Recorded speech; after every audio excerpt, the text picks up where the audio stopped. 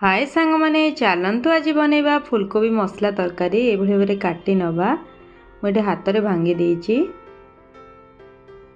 देखो सबुगुड़िक भांगी सारा पर आपको भल भाव आम पानी रे धोई दबा।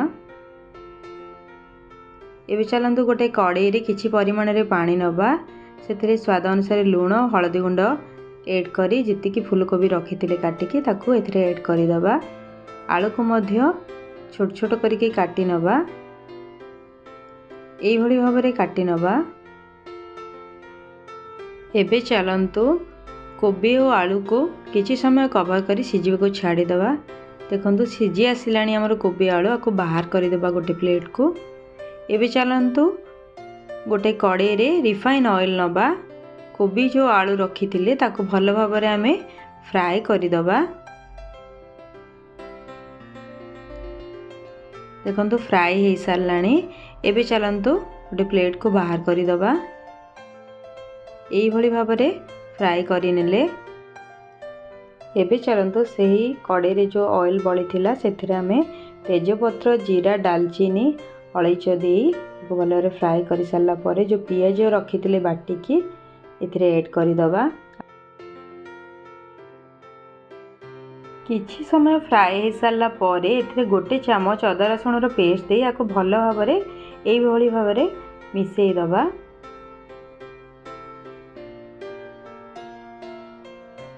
एबे चलंतु जो टमाटर पेस्ट बनै थिले एथिरे ऐड करिबा आपको किछि समय फ्राए हबा को छाड़ी दबा। एबे चलंतु एथिरे हलदी गुंड जीरा गुंड धनिया गुंड लंका गुंड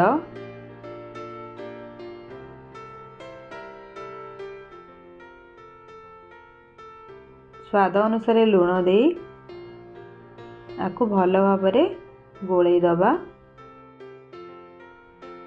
आपको भल भाव में गोलई सारा पर एथिरे आमे चलंतु गरम पानी ऐड कर दबा। आपको भल भाव में मिसई दबा। किछि समय कवर करी छाड़ी दबा फुटिबा पई।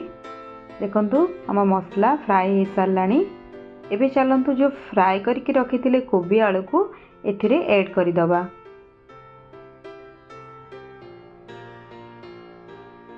आपको भल भाव में गोलई दबा। हम मसला कषी हो साराणी। एबे चलंतु एथिरे गरम पानी ऐड कर दबा। किछि समय कवर करी हमें छाड़ी दबा फुटिबा पई।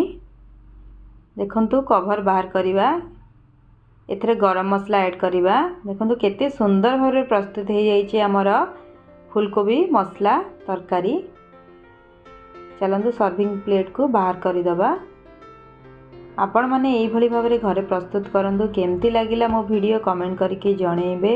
धन्यवाद। जय जगन्नाथ सांग माने।